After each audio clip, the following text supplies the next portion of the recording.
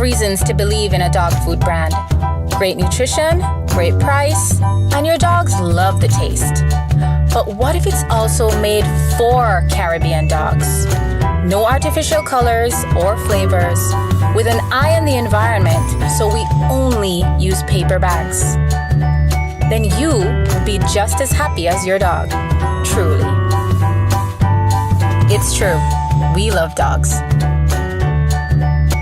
Today we have here a very loving dog, a family pet by the name of Justin.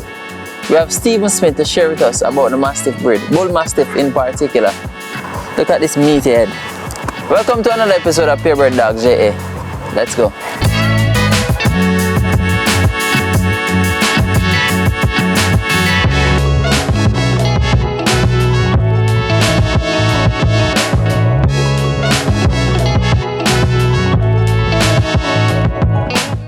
Welcome to another episode of Purebred Dogs JA. Now today we have Stephen Smith with us to share about the Mastiff breed. Now this is a very dedicated breeder, so this shall be a special interview. Let's go. Stephen. Morning. Welcome. After such a long time, it has actually been a year we're trying to get you on the channel, and you know, with COVID and everything, it's been tough. It's been tough. You have been in another country and back and forth and so forth, but we're here finally. So, who's this boy today? This is the famous Justin. He is probably the most famous of all the Bullmastiffs in Jamaica. Yeah. Justin's about 6-7 years old, so he's getting up there. Okay. You are just a Mastiff breeder. Basically just Mastiffs, just yes. Mastiffs. Yes. So various types of Mastiff. Yep. I've got everything from Bull Mastiffs, Neapolitan Mastiffs, Brazilian Mastiffs, Presa Canarios, and French Mastiffs. Okay. All of them here in Jamaica? Because I know you reside in... The only breed I don't have here in Jamaica is the Presa Canario, and just simply because it's a banned breed into the country. Yeah. How long have you been a breeder? I've been breeding for about 10 years, been into Mastiffs for about 20, and probably really started taking it seriously 5 years ago. Yeah, in terms of breeding and... As far as breeding and showing in conformation, yeah. Okay, okay. All right, so how many dogs you currently have here on the island? On the island, I've got about 16 Mastiffs right now, and 1 Belgian Malinois. Okay, so we have mostly Bull Mastiffs? I've got an even split of Bull Mastiffs, Neapolitans, and Brazilians in Jamaica here. Yeah? Yeah. The Bull Mastiffs are a working breed. More so in this day and age, they've come to more of a family companion. They can be a decent guard dog. Would I put them up against the most scary thing on earth? No, I wouldn't. I'd pick another Mastiff breed, to be honest. Yeah. But they can serve the purpose. In terms of protection? Exactly. So what are their temperament like? Their temperaments, they are a family dog, so their temperaments are actually quite good compared to most of the other Mastiff breeds. I would trust this guy with a baby. Okay. No problem at all. Yeah? Yep. So have you like seen that? Oh, definitely, definitely. My wife actually has a 5-year-old son, and no problem around the Bull Mastiffs at all. Not a worry in the world. Yeah. All right. In terms of the general care for these dogs, how do you cope with it? Because I know they're a lot of work. Yes. They're a lot of work. Basically, you have to stick to a regimen with these dogs. I mean, they've got the wrinkles on the face that need to be cleaned out. They seem to have a lot of bacteria get into their ears, so I mean cleaning ears every second day. Okay. Every 2 days. Every 2 days. So other general care with the Mastiffs, we don't want to overbathe a Mastiff. We can cause dry skin issues. So we want to look at, you know, maybe once a month as far as bathing goes. I mean, just general care. So general grooming. General grooming, yeah. You don't want to over groom these dogs, especially I find on the island with the salty water. You can really cause dry skin issues with the dogs by overbathing and over wetting. So how do you combat that challenge? What we've found actually works the best is Selsun Blue dandruff shampoo for people. We've found that seems to really cure the dry skin issue in Jamaica more so than any of the dog washes I've come into contact with. Okay. And just by luck. Okay, okay. In terms of, this is a big dog. So this dog eats a lot. This dog eats a lot. So in terms of nutrition, how do you go about feeding them? So in terms of feeding, we try and do primarily a raw diet if we can get enough product to serve the dogs. With 16 dogs, we're looking at probably 1,000 pounds of meat every 2 weeks. So it's a challenge. 1,000 pounds, yeah. Per dog, a dog this size, you're looking at between 3 and 4 pounds a day. Yeah. And with 15 dogs, yeah, you're 50 pounds a day. Wow. Yeah. Wow. The problem I find in Jamaica, but that is if you find the meat. That's so right. That's right. What is it that you We've got to go with a quality food, quality kibble. So in terms of kibble, we would probably go with True. We fed it since its inception in Jamaica 2 or 3 years ago, and you're looking at probably 7 to 8 cups a day. Yeah. Wow. So how do you find it? Like, how the dogs react to it? The dogs react well to it. I mean, you can see his coat is nice. Yeah. We've basically been primarily on True kibble here now for about 3 weeks because of a lack of meat on the island. Oh. So, I mean, you can see it in him. He's a good-looking dog. His coat shines. I'm a fan of True. Great. All right, so health concerns. I know Mastiffs in general, not just the Bullmastiff, they tend to have a lot of health concerns. I wouldn't say a lot. What you've got to watch is putting too much weight on the dogs. As a puppy with the Mastiffs, we really want to be on the shy side of feeding rather than the heavy side of feeding because of the size, because the bones haven't touched together. We don't want to push a Mastiff puppy. Okay, so speak to me a little about, earlier you mentioned about the wrinkle on the face. So if you don't clean it, you will actually get mold growing in there and you'll end up with dermatitis, stuff like that. So because of the humidity down here, we've got to get in and we've got to clean this stuff. They tend to have an issue with the eyes. Generally, the issue they'll have with the eyes is caused by poor quality stock, and it's entropion in the eyes.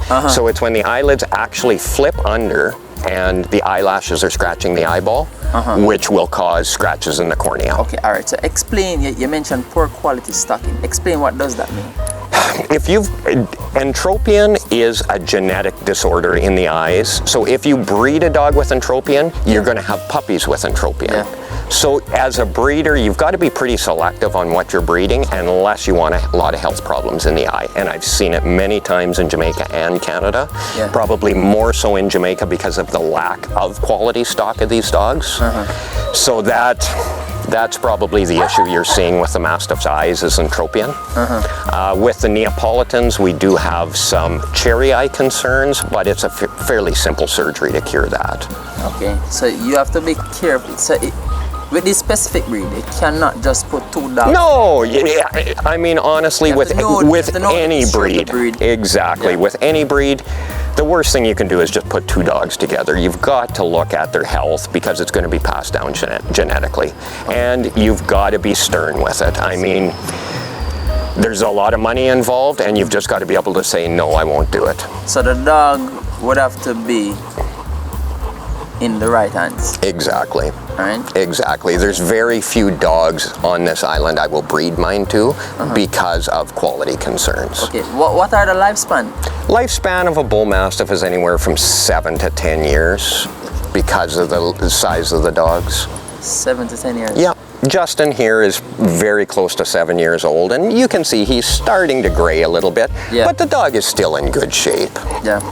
Emmy's just over 2 years old and we haven't found the right match for her yet. So until that happens, we'll just let her be. Wow. We're stubborn with the breedings. If it isn't right, we're not doing it. Yeah. Yep. Wow. So how do you go about to select a male?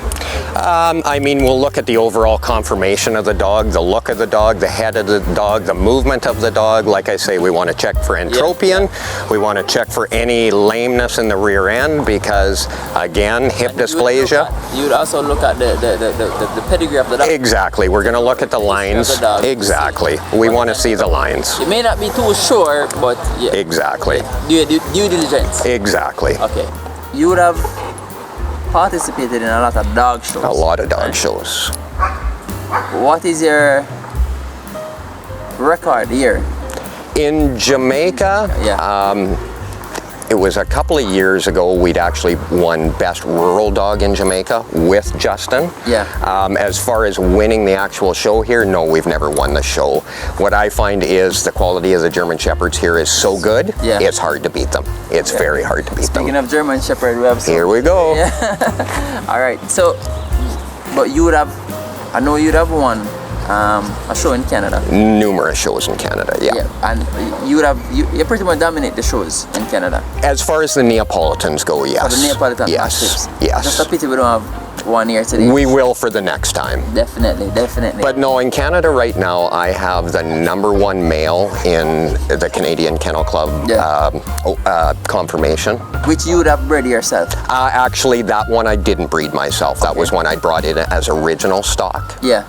So we're actually on that line right now where we've got 6-month-old puppies Yeah. from him, and both have actually already won best in shows for baby puppy. Yeah, yeah. So you're building a dynasty. Exactly. We're building the stock now, and the biggest thing is we can't shortcut it. We've got to go with quality stock to begin with. So are there any plans to get any of those dogs here? There is, but my concern right now is I'm only on the island part-time, and the Neapolitans take another level of care on top of the Bullmastiffs.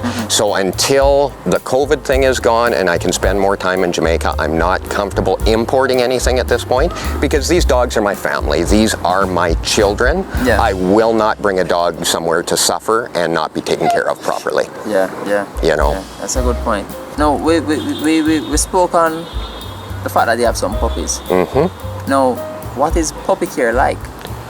Puppy care's hard. Puppy care's hard. It's a 24-hour, 7-day-a-week job. I mean, Is it a bit more difficult having these pups? I wouldn't say it's any more difficult having a Mastiff puppy than any other puppy, to be honest. Very similar. Very You similar. mentioned that they have to manage their weight. Right. Once you get up to about that 6 to 8 weeks, you really have to manage weight. You don't want to be putting them on a really high protein, high fat diet and cause too much growth quickly. Yeah. You'll just cause problems within that Mastiff in later years. Yeah. So what we'll generally do is once they're born, they go straight to mother. We'll start weaning them at 3 weeks, actually onto raw food at 3 weeks. Yeah. And raw with a combination of yogurt. Okay. In terms of exercise, do they need a lot of exercise? Not a lot of exercise. I mean, these dogs are a dog you can have living in an apartment with you. If you're to walk this dog twice a day for half an hour, he's good. He's good. So they're not hyperactive? Not at all. Not at all. Very few Bull Mastiffs are a hyperactive dog. But if they're overweight, you definitely need a lot of exercise. Yes. Yes. Okay. Do you find any issue in terms of breathing problems? Not at all. Not at all. As long as we keep them out of the direct sunlight for extended periods, we don't have any problems with breathing at all. I mean, they did come from an English Mastiff and an old English Bulldog, so they've got slightly of a pug nose, but as far as breathing goes, no, it's not an issue. Okay. All right. Now Steven's going to introduce us to his dogs. Let's check them out.